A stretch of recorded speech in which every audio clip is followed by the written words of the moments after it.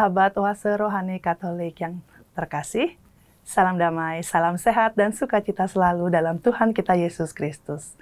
Senang sekali, saya Francisca Audrey bisa kembali hadir dan menyapa sahabat dalam acara kesayangan kita, Oase Rohani Katolik, edisi Pekan Biasa yang ke-32.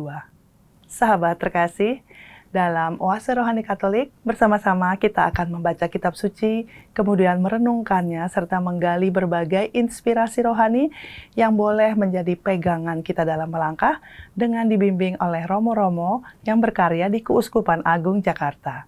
Pada hari ini, kita akan mendapatkan bimbingan rohani dari Romo Diosesan Alfonsus Setia Gunawan.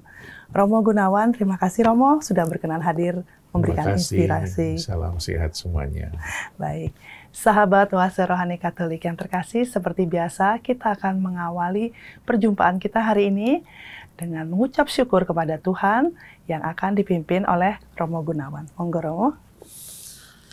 Mari kita berdoa dalam nama Bapa dan Putra dan Roh Kudus. Amin. Amin. Allah yang Maha Kasih, dari hari ke hari kami Kau antar untuk belajar mengenal Engkau sebagai kasih dan sumber kasih yang harus kami ungkapkan dan kami wujudkan dalam kehidupan kami sehari-hari. Pada hari ini kami ingin belajar tentang kasih-Mu yang diajarkan melalui Santo Paulus dan juga dalam Injil Lukas. Bagaimana kasih itu begitu mudah untuk diucapkan. Bagaimana pengampunan juga seringkali kita ucapkan dengan lancar. Namun dalam pelaksanaannya kadang-kadang harus dilandasi oleh iman yang dalam dan oleh kemauan yang kuat dan rahmat Tuhan. Maka semoga hari ini kami pun juga boleh mewujudkan kasih-Mu dan pengampunan-Mu yang sejati dalam kehidupan bersama dengan teman-teman, dengan para sahabat. Sehingga ajaran-Mu yang sangat dalam dan tinggi itu boleh menjadi kenyataan dalam hidup kami sehari-hari. Tidak mudah ya Tuhan untuk mewujudkannya. Maka berkatilah kami, hadirlah di tengah kami, agar seluruh permenungan kami bukan menjadi sebuah ajaran saja, tetapi boleh menjadi kekuatan rohani untuk diwujudkan dalam tindakan yang nyata, seperti yang diajarkan oleh Tuhan Yesus dan diwujud nyatakan dalam Santo Paulus, dalam surat-suratnya yang begitu indah. Tuhan, sertailah kami, berkatilah kami dalam acara ini dari awal sampai selesai. Di dalam nama Yesus Kristus, pengantara kami mohon doa-Mu dengan penuh kasih. Amin. Dalam nama Bapa dan Putra dan Roh Kudus. Amin. Terima kasih Romo. Sinarilah hamba-Mu dengan wajah-Mu, dan ajarkanlah ketetapan-ketetapan-Mu kepadaku. Pembacaan diambil dari surat Rasul Paulus kepada Filemon. Saudara terkasih, aku sudah memperoleh kegembiraan besar dan kekuatan karena kasih-Mu, sebab Engkau telah menghibur hati orang-orang kudus. Karena itu, sekalipun dalam Kristus aku bebas memerintahkan kepadamu apa yang harus engkau lakukan, namun mengingat kasih-Mu itu, lebih baik aku memintanya kepadamu. Aku, Paulus, yang sudah menjadi tua dan kini dipenjarakan demi Yesus Kristus, mengajukan permintaan kepadamu mengenai anak yang kudapat selagi aku dalam penjara, yakni Onesimus. Dahulu dia memang tidak berguna bagimu, tetapi sekarang sangat berguna baik bagimu maupun bagiku.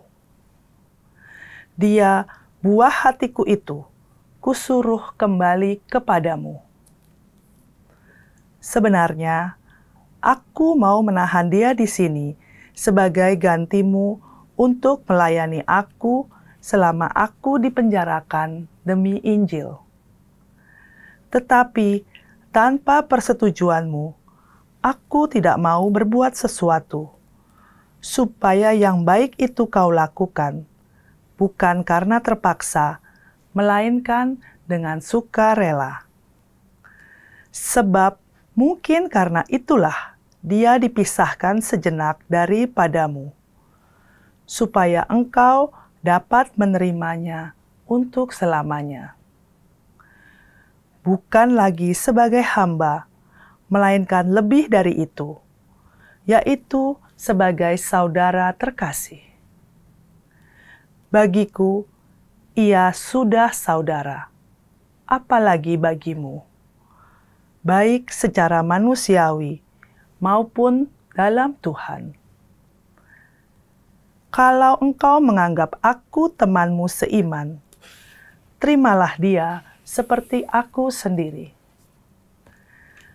Dan kalau dia sudah merugikan dikau ataupun berutang padamu, tanggungkanlah semuanya itu kepadaku. Aku, Paulus, menjaminnya dengan tulisan tanganku sendiri. Aku akan membayarnya untuk tidak mengatakan, tanggungkanlah semuanya itu kepadamu, karena engkau berhutang padaku, yakni dirimu sendiri. Ya, saudaraku, semoga engkau berguna bagiku di dalam Tuhan. Hiburlah hatiku di dalam Kristus. Demikianlah sabda Tuhan. Syukur kepada Allah. Sahabat terkasih, mari kita tanggapi bacaan dengan Mazmur tanggapan. Berbahagialah orang yang mempunyai Allah Yakub sebagai penolong. Berbahagialah orang yang mempunyai Allah Yakub sebagai penolong. Dialah yang menegakkan keadilan bagi orang yang diperas dan memberi roti kepada orang-orang yang lapar. Tuhan membebaskan orang-orang yang terkurung. Berbahagialah orang yang mempunyai Allah Yakub sebagai penolong. Tuhan membuka mata orang buta. Tuhan menegakkan orang yang tertunduk. Tuhan mengasihi orang-orang benar. Tuhan menjaga orang-orang asing. Berbahagialah orang yang mempunyai Allah Yakub sebagai penolong. Anak yatim dan janda ditegakkannya kembali, tetapi jalan orang fasik dibengkokkannya. Tuhan itu Raja untuk selama-lamanya. Allahmu, ya Sion, turun-temurun. Berbahagialah orang yang mempunyai Allah Yakub sebagai penolong. Sahabat Oase Rohani Katolik yang terkasih, sekarang mari kita persiapkan hati untuk mendengarkan pembacaan Injil. Tuhan bersamamu. Dan bersama rohmu. Inilah Injil suci menurut Santo Lukas. Dimuliakanlah Tuhan. Sekali peristiwa, orang-orang Farisi bertanya kepada Yesus, "Kapan kerajaan Allah datang?" Yesus menjawab, "Kerajaan Allah datang tanpa tanda-tanda lahiriah. Tidak dapat dikatakan, 'Lihat, ia ada di sini,' atau 'ia ada di sana.' Sebab sesungguhnya kerajaan Allah sudah ada di tengah-tengahmu." Yesus berkata kepada para murid, akan datang waktunya, kalian ingin melihat salah satu hari Anak Manusia itu, tetapi kalian tidak akan melihatnya. Orang akan berkata kepadamu, "Lihat, dia ada di sana. Lihat, dia ada di sini." Tetapi jangan kalian pergi ke situ. Jangan kalian ikut, sebab seperti kilat memancar dari ujung langit yang satu ke ujung langit yang lain, demikian pula halnya dengan Anak Manusia pada hari kedatangannya kelak. Tapi ia harus menanggung banyak penderitaan dahulu dan ditolak oleh angkatan ini. Demikianlah sabda Tuhan. Terpujilah Kristus. Romo Gunawan, bacaan hari ini tuh saya rasa cukup berat ya. Dimana dalam bacaan hari ini saya menangkap ada 3 tokoh dalam bacaan tersebut ya Romo ya. Ada Rasul Paulus, Filemon, dan Onesimus ya Romo.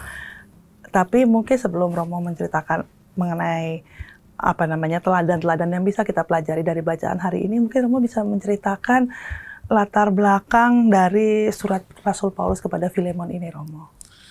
Ya, saudara-saudaraku terkasih, Mbak Audrey, kita tahu bahwa surat Paulus yang ada di dalam kitab suci kita itu jumlahnya ada 13. Terdiri dari surat besar itu jumlahnya 4, surat kecil jumlahnya 5, dan surat kepada pribadi, kepada orang ada 4. Salah satu dari surat pribadi itu adalah surat Paulus kepada Filemon. Yang 3-nya adalah surat kepada Timotius 1 dan 2, kepada Titus, dan terakhir kepada Filemon. Surat Paulus kepada Filemon ini menjadi surat yang terpendek. Hanya 25 ayat. Jadi dibaca dalam waktu singkat, langsung selesai. Membaca memang bisa singkat cepat, tetapi kalau kita hanya membaca, kadang-kadang tidak menangkap apa artinya dan ceritanya, kisahnya seperti apa. Mungkin baik kalau kita sedikit mendalami kisah yang ada di balik dari cerita itu. Waktu itu Paulus sedang ada dalam penjara. Penjara Paulus itu berkali-kali Paulus di penjara, tetapi rupa-rupanya dari kata-kata dalam surat itu, Paulus itu dipenjara di Roma dalam kondisi yang sudah tua. Dan beberapa kali Paulus dipenjara, dan penjara yang terakhir adalah di Roma. Dan disitulah Paulus menulis surat kepada Filemon di Roma menjelang kematiannya. Maka di Roma, di penjara itulah dia ketemu dengan Onesimus yang sama-sama di penjara. Siapa Onesimus itu? Onesimus adalah dulu hambanya atau budaknya dari Filemon. Sudah cukup lama bersama dengan Filemon.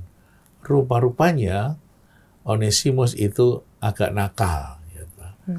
Mungkin kenakalannya cukup berat sehingga berpisah dengan Filemon. Mungkin diusir juga ya. Lalu pada suatu saat, Onesimus, hamba dari Filemon itu, dipenjara. Dan ketemulah dengan Paulus di penjara. Lalu di penjara itulah Onesimus dididik oleh Paulus dengan firman-firman Tuhan, sehingga menjadi murid Kristus, menjadi sahabat Paulus, menjadi orang Kristiani yang hebat, luar biasa di mata Paulus.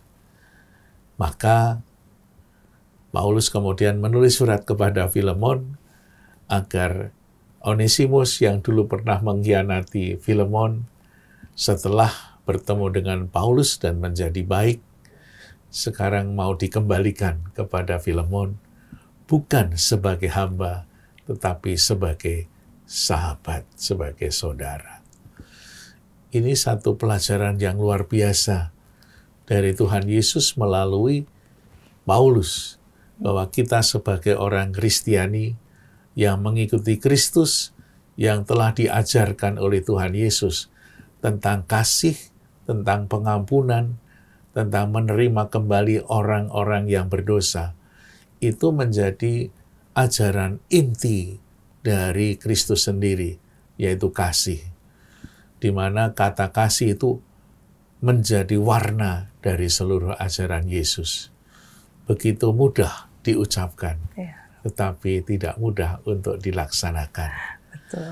Maka Paulus ini memberikan sebuah tantangan bagi Filemon supaya ajaran Tuhan Yesus yang begitu dalam itu tidak hanya lewat dalam pikiran, tetapi betul-betul mendarat dalam perbuatan nyata, yakni dengan menerima Onesimus yang dulu mengkhianati, sekarang bukan hanya diterima sebagai sahabat, sebagai hamba, tetapi betul-betul diterima sebagai sahabat.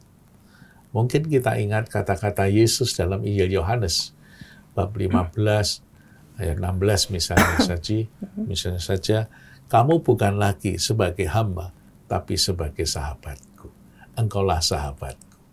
Dan itulah yang menjadi pesan dari Paulus untuk kita semua, agar kita yang sering berbicara tentang kasih itu dapat mewujudkan kasih itu dalam perbuatan yang nyata. Kita mulai dari mana? Dari diri kita sendiri, dari keluarga kita dengan bersahabat, dan kemudian kepada setiap orang. Itulah tantangannya dan ajarannya.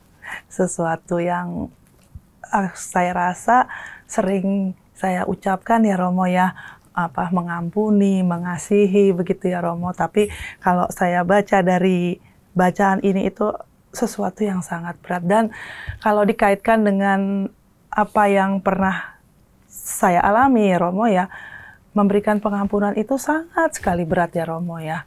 Dan kayaknya kalau dari diri sendiri itu juga sulit ya Romo ya. Gitu loh. Ya, tetapi kalau kita semua bisa melaksanakan, kebahagiaannya lebih daripada segala-galanya. Ya, mengampuni orang lain itu berat, tetapi kalau kita bisa mengucapkan dan melakukannya, itu kebahagiaannya seperti kalau kita sudah masuk surga. Ya. Nah, kebahagiaan yang kita alami lebih daripada segala-galanya. Dan itulah tuntunan yang sangat mendasar yang diajarkan oleh Tuhan Yesus kepada kita, yang kemudian dilaksanakan secara sempurna oleh Bunda Maria misalnya saja, oleh Paulus, oleh para kudus yang rela berkorban, bahkan rela mati menjadi martir demi terwujudnya ajaran kasih itu. Karena apa? Karena gurunya sendiri, Tuhannya sendiri, itu bukan hanya mengajar, tetapi memberikan contoh dan teladan. Itu kan sumbernya Tuhan Yesus sendiri. Kita melihat bagaimana Tuhan Yesus itu hadir di Yerusalem dan di sekitarnya, itu dengan ajaran yang luar biasa. Dia tidak hanya mengatakan sesuatu, tetapi menjadi pelaku juga. Ketika dia puncaknya ditolak di Yerusalem, dicaci maki, ketika dia difitnah, bahkan dicambuk, dimahkotai duri, dan puncaknya disalib, tidak pernah keluar satu kata pun, kata yang jelek untuk orang yang menyalibkannya, untuk orang yang memfitnah. Tetapi justru Tuhan Yesus mengajarkan kepada kita sesuatu kata yang baik untuk orang-orang yang menganiayanya. Kalau kita ambil salah satunya, misalnya Injil Lukas, di bab 23, ketika Yesus berada di kayu salib. Di sana ada 3 kata yang sangat indah yang diucapkan dari puncak kayu salib. Yang pertama, Yesus mengatakan, "Ampunilah ya Bapa, karena mereka tidak tahu apa yang mereka perbuat." Itu diucapkan untuk mereka-mereka yang ada di bawah salib, memberikan pengampunan. Dan disitulah terlihat suatu kebesaran dari Allah sendiri yang menjadi patokan bagi kita. Yang kedua, dalam Injil Lukas dikatakan, ketika salah seorang yang ada di sebelah kanan Yesus, penjahat itu yang kemudian dikasih nama Dismas, itu meminta ampun dan meminta agar dia diperkenankan masuk kerajaan Allah, Yesus mengabulkannya. Itulah satu tanda luar biasa. Hari ini kamu akan masuk berdaus bersama aku. Itu tanda pengampunan yang luar biasa. Dan penyerahan total kepada Allah, karena imannya itu terungkap juga dalam kata-kata Yesus, "Ke dalam tanganmu kuserahkan nyawaku." Ini menjadi puncak dari seluruh pengajaran Yesus dari awal sampai puncaknya di kayu salib, bahwa pengampunan itu selalu boleh terjadi dalam diri umat Kristiani. Dan pengampunan yang tulus adalah sebuah hadirnya Allah sendiri dalam hidup kita. Seperti yang nanti kita bisa lihat di dalam Injil Lukas, dalam bacaan Injil. Baik Romo. Romo, tapi kadang-kala ya Romo ya, sulit bagi kita untuk memberikan pengampunan, bukannya dalam arti saya tuh lebih daripada Tuhan Yesus yang mampu memberikan pengampunan. Cuman kadang-kala kalau sesuatu itu dilakukan hal yang sama berulang, kadang-kala kan saya dalam memberikan pengampunan itu memberikan syarat ya Romo ya. Oke, saya ampuni, tapi dengan syarat jangan diulangi lagi. Nah, begitu bagaimana ya Romo? Ya, itulah kelemahan manusia juga ya.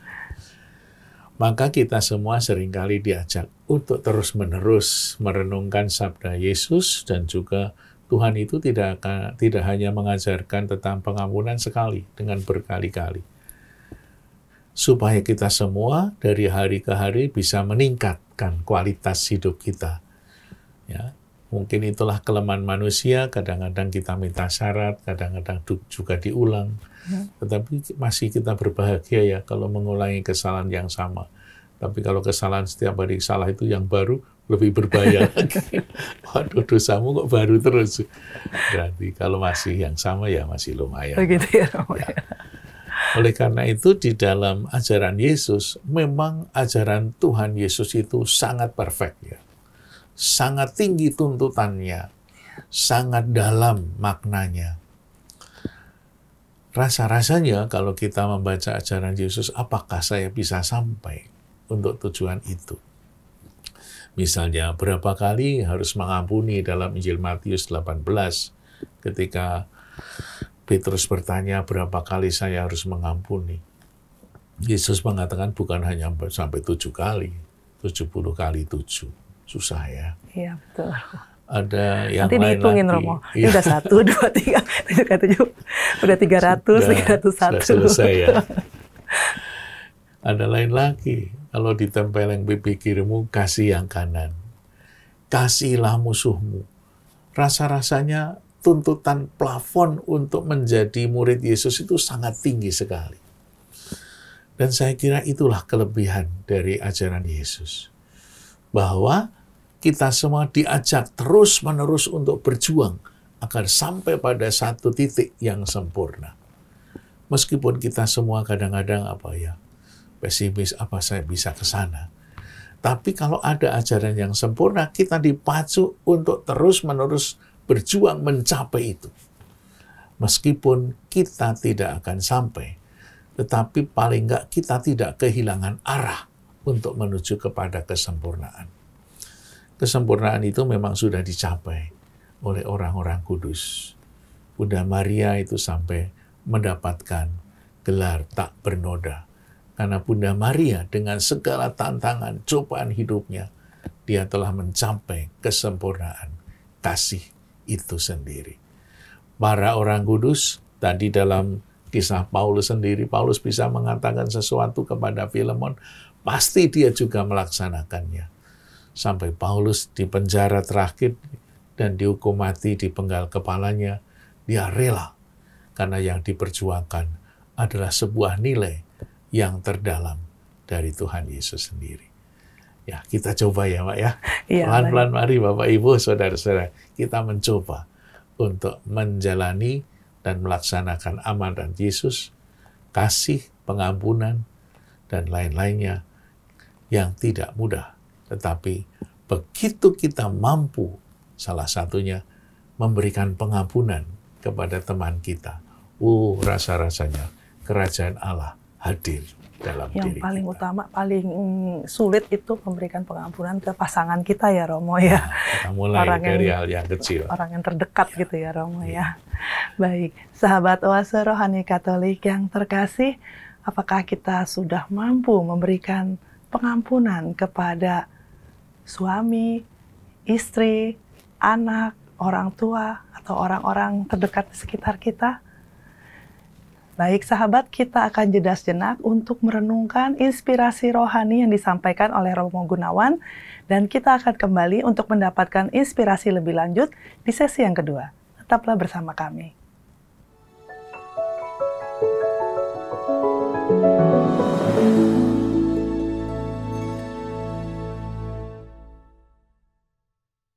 Sahabat Oase Rohani Katolik yang terkasih dimanapun Anda berada, terima kasih sahabat masih dengan setia mengikuti acara kesayangan kita, Oase Rohani Katolik edisi hari ini.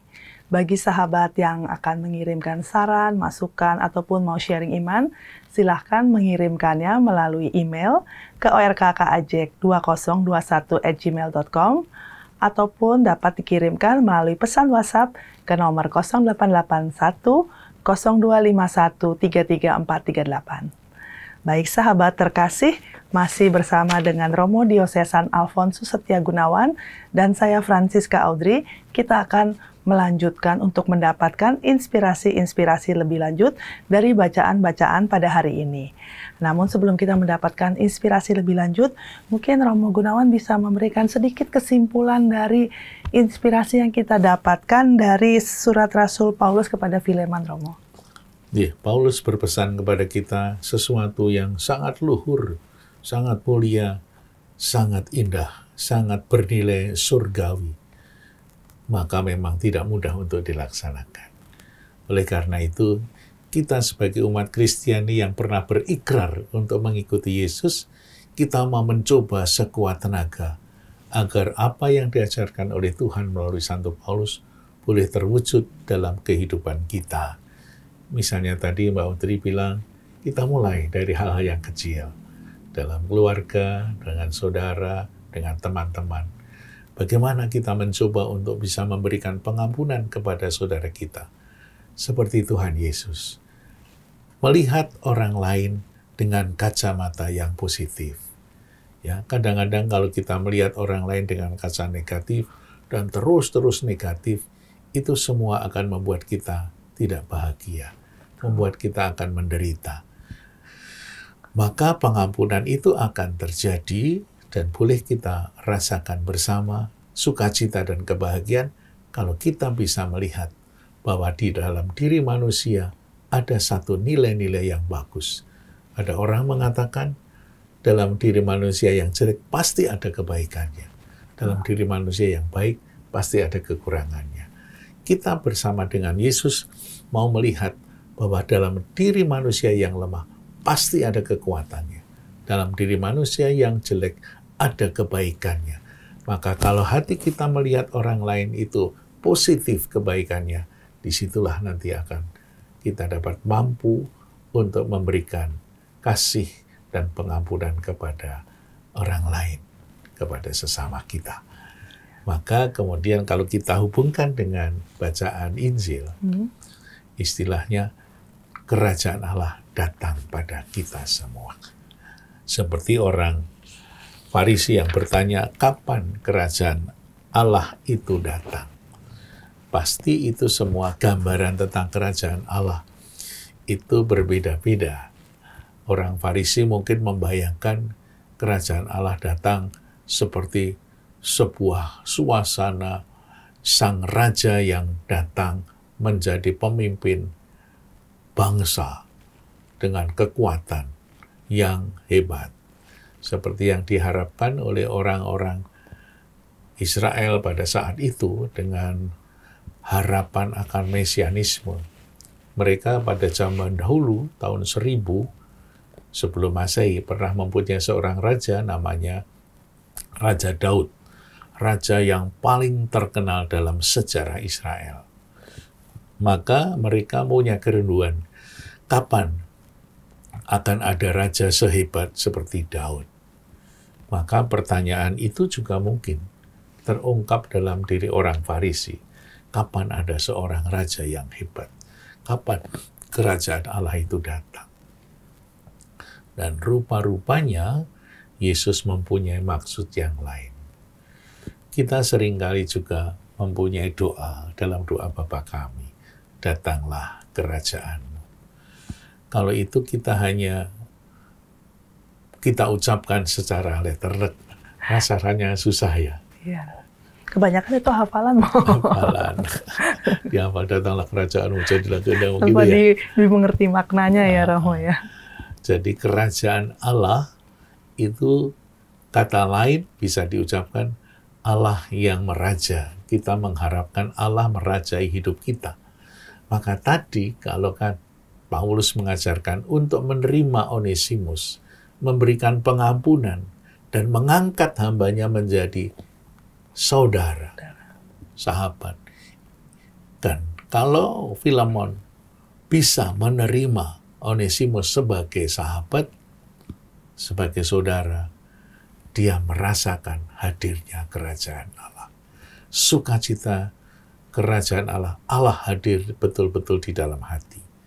Maka begitu juga kalau kita bisa memberikan pengampunan kepada saudara kita, kepada suami, kepada istri, dengan lapang dada dan penuh dengan cinta, disitulah Allah hadir dalam diri kita yang disebut kerajaan Allah.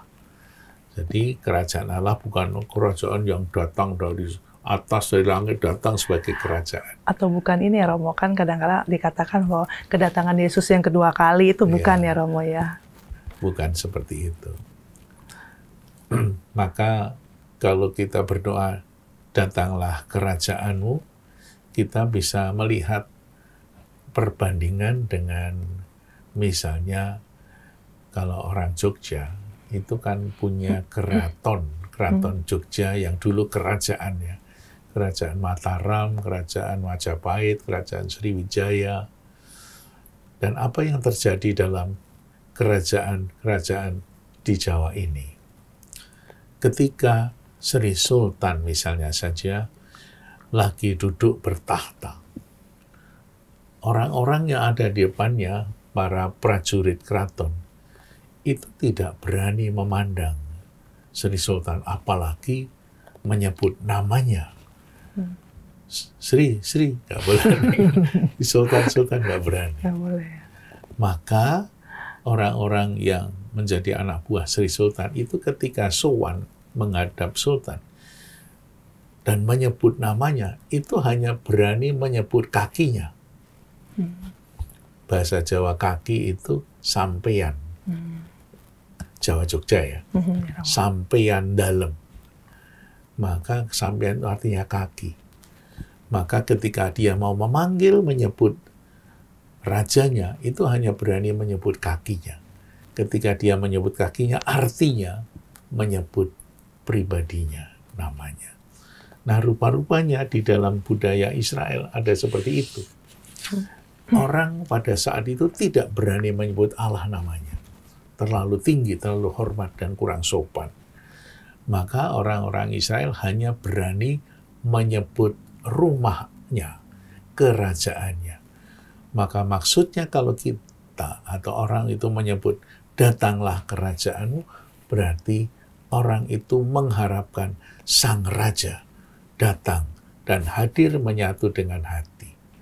Maka dengan kata datanglah kerajaanmu, berarti setiap orang mengharapkan Allah yang Maha Kasih, Allah yang Maha Cinta, Allah yang penuh dengan pengampunan hadir dalam diri kita. Sehingga seluruh hidup kita, pikiran kita, perbuatan kita, ucapan kita, dan segala-galanya itu dijiwai oleh Allah sendiri sebagai Raja yang merajai, menuntun pikiranku, menuntun perkataan dan perbuatanku, sehingga semakin selaras dengan kehendak Allah sendiri. Baik, Romo, berarti kalau dilanjutkan tadi yang Romo katakan, datanglah kerajaanmu, jadilah kehendakmu.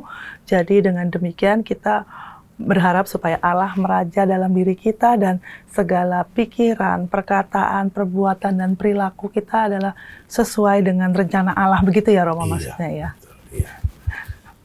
Baik. Tidak mudah ya? Tidak mudah, sangat tidak mudah Romo, karena kita sebagai manusia kan punya kehendak bebas ya Romo, dan itu sangat sulit ya Romo untuk mengikuti apa kehendak Allah, karena seringkali itu bertentangan dengan diri kita ya Romo ya. Iya, maka seringkali kita doakan terus-menerus agar kita semakin hari semakin menyadari, meningkat Sehingga doa permohonan itu lama-lama bisa terwujud dalam diri kita. Oleh karena itu kita seringkali berdoa berkali-kali. Misalnya doa rosario seperti bulan Oktober kemarin, diulang-ulang itu maksudnya apa? Supaya semakin meresap dalam diri kita. Sering kita doa Bapa Kami berkali-kali kan? Iya. Dari pagi, siang, sore, malam, di gereja juga diucapkan, supaya kata-kata itu semakin menjadi penghayatan hidup dalam diri kita. Bukan sekedar hafalan ya Romo. Bukan sekedar hafalan. Soalnya saya sering dengar kayak anak-anak itu kan mendoakannya dengan cepat, jadi kayak semacam hafalan ya Romo ya. Ya, tetapi itu kan tahap. Tahap awal ya. Tahap awal, kan kalau kita melihat dalam pendidikan rohani atau pendidikan sekolah itu ada tahap. Pertama kali membiasakan. Anak supaya dibiasakan ke gereja, dibiasakan bangun pagi, dibiasakan doa. Lalu tahap yang kedua, itu anak akan bertanya. Lalu kita memberikan penjelasan, mentransfer, memberikan penjelasan tentang makna dari doa yang kita ucapkan. Lalu tahap yang tinggi, tahap ketiga adalah bahwa kita memberikan makna terdalam dari doa, dari kata-kata, dari ajaran itu. Sehingga kita sampai pada nilai-nilai tertinggi. Itu tahap-tahapnya. Maka kalau anak hafalan biar saja dulu, ya, itu baru tahap pertama. Tapi jangan sampai hanya berhenti di ya. Jangan sampai tua hanya hafalan terus. Iya, baik Romo. Nah Romo, saya jadi terpikir ya Romo tadi mengenai kehadiran kerajaan Allah dalam hati kita ya Romo ya. Memang itu sangat sulit dan dibutuhkan kita sendiri harus dalam saat memberikan pengampunan atau apapun itu kita harus menyerahkan diri sepenuhnya kepada Allah ya, supaya Allah bisa hadir dalam diri kita ya Romo ya. Itu rahmat. Rahmat ya. Romo ya. Maka kita senantiasa setiap hari mohon rahmat Tuhan. Ya, karena dari kemanusiaan kita tidak mampu. Iya betul. Oleh karena itu kita senantiasa dari pagi, siang, sore mohon agar rahmat itu hadir di dalam diri kita. Karena kalau tanpa rahmat Allah, kita tidak akan bisa melaksanakannya. Maka kuasa Allah itu menjadi penting dalam hidup kita. Baik, Romo, kalau begitu ya Romo, kira-kira langkah-langkah apa yang bisa kita lakukan dalam keseharian kita, seperti tadi dari bacaan dari surat Rasul Paulus kepada Filemon, bahwa kita tujuan akhir atau tujuan yang paling mulia itu adalah tadi yang Romo sampaikan, yang untuk memberikan pengampunan, memberikan kasih gitu ya Romo ya. Kemudian menghadirkan kerajaan Allah dalam diri kita. Nah, langkah-langkah apa yang mungkin diomonginnya gampang tapi pelaksanaannya susah ya Romo ya, yang bisa kita lakukan Romo? Di dalam ajaran Yesus kadang-kadang ada beberapa perumpamaan yang bisa membantu. Misalnya iman itu sebesar biji sesawi yang lama-lama menjadi tumbuh, atau sebuah batu itu bisa berlubang karena ada tetes-tetes air yang terus-menerus. Kalau volumenya itu sama tapi dituangkan sekali tidak akan merubah. Tapi kalau sedikit demi sedikit itu akan membuat batu yang keras pun menjadi berlubang. Maka untuk mencapai sebuah nilai tertinggi perlu sebuah proses. Pelan-pelan dengan sebuah ketekunan. Mungkin mulai dengan hal-hal yang kecil, hal-hal yang sederhana. Apakah saya bisa memberikan sebuah apresiasi kepada orang lain ketika orang lain berbuat baik kepada saya?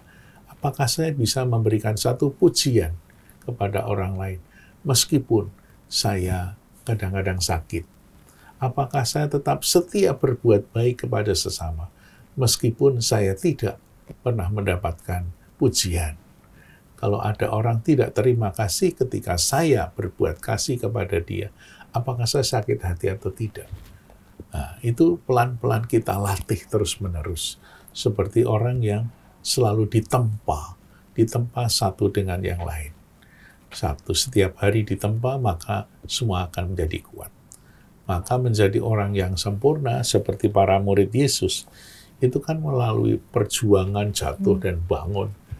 Dan ketika Petrus dan kawan-kawannya itu akhirnya menerima Roh Kudus, masa-masa lalu itu ternyata ditinggalkan. Ketika murid-murid Yesus pada bertengkar sebelum mereka merasakan Roh Kudus, mereka bisa bertengkar, tetapi ketika Roh Kudus datang, mereka langsung hidup dalam kasih. Maka yang tidak pernah boleh kita lupakan bahwa memberikan pengampunan, berbuat baik, itu adalah sebuah rahmat yang terus-menerus harus kita mohon dari Tuhan untuk kita semua, dan kita jawab dengan sebuah ketekunan dan niat baik yang pelan-pelan akan menjadi indah pada waktunya. Amin. Jadi kita harus terus-menerus berdoa, tekun dalam doa, tekun dalam perbuatan kasih, tekun dalam pengampunan. Karena tanpa kita tekun melakukan itu semua, kita nggak akan maju ya, Mo. Kita nggak akan bisa mencapai tadi tujuan akhir yang sangat tinggi, yang kayaknya buat kita tuh mustahil ya, Romo ya.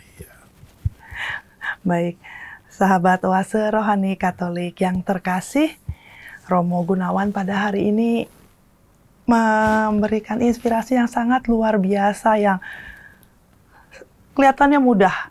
Kalau diucapkan itu sangat gampang ya, Romo ya. Sesuatu yang sering kita ucapkan, tetapi dalam tindakan, dalam apa yang harus kita perbuat itu amat sangat sulit untuk dilakukan. Apakah kita sudah mampu melakukannya? Dan mungkin saya rasa ya, Romo, langkah paling kecil yang paling mudah dilakukan adalah ini loh, Romo. Kita tersenyum ya, Romo. Karena benar loh, Romo, tanpa kita tersenyum, dengan kita tersenyum, semua menjadi lebih indah, lebih damai, lebih tenang. Begitu ya, Romo ya? Jangan mudah putus asa. Ya, betul. Kita terus-menerus. Tetap terus-menerus, karena Allah selalu beserta kita ya. Apapun yang kita bersama lakukan, dengan Tuhan, kita akan sampai. Ya, apapun yang kita lakukan, Tuhan pasti akan menolong kita, mendukung kita. Asal apa yang kita lakukan itu sesuai dengan kehendak dan rencana Tuhan. Begitu ya, Romo ya? Baik, sahabat Oase Rohani Katolik yang terkasih, kita sudah sampai di penghujung perjumpaan kita pada hari ini. Seperti biasa, kita akan tutup perjumpaan kita dengan doa penutup dan berkat dari Tuhan yang disampaikan oleh Romo Gunawan. Silakan, Romo. Marilah kita berdoa dan mohon berkat Tuhan. Dalam nama Bapa, Putra, dan Roh Kudus. Amin. Ya Tuhan, kami bersyukur kepadamu, karena setapak lagi, selangkah lagi, kami Kau ajarkan untuk semakin menjadi anak-anak-Mu yang lebih baik dan lebih sempurna lagi. Kami merasa bahwa untuk mencapai sebuah kesempurnaan, perlu sebuah ketekunan, perlu berani untuk melangkah dalam kesulitan. Karena dengan ketekunan dan keyakinan, bersama dengan rahmat-Mu, semuanya akan bisa sampai dengan selamat. Oleh karena itu ya Tuhan, kami mohon berkat-Mu agar kami dapat melaksanakan amanat tentang kasih dan pengampunan dengan sebaik-baiknya, sehingga kami boleh mencapai kesempurnaan kasih sebagai tujuan dari hidup kami semua. Oleh karena itu ya Tuhan, berkatilah kami semua agar dapat menjalani dengan sebaik-baiknya. Tuhan bersamamu dan bersama Roh-Mu. Semoga kita semua yang berniat baik untuk menjadi anak-Mu yang setia, senantiasa didampingi dan dikuatkan oleh berkat Allah yang Maha Kuasa, Bapa dan Putra dan Roh Kudus. Amin. Amin. Terima kasih, Romo. Sahabat Oase Rohani Katolik yang terkasih, Romo Diosesan Alfonsus Setia Gunawan dan saya Francisca Audrey, kami pamit undur diri. Terima kasih atas kebersamaan kita. Selamat melanjutkan hari ini yang indah. Selamat berbagi kasih. Selamat membagikan senyum kepada sekitar kita agar semua menjadi damai, indah, dan penuh pengampunan. Sampai jumpa.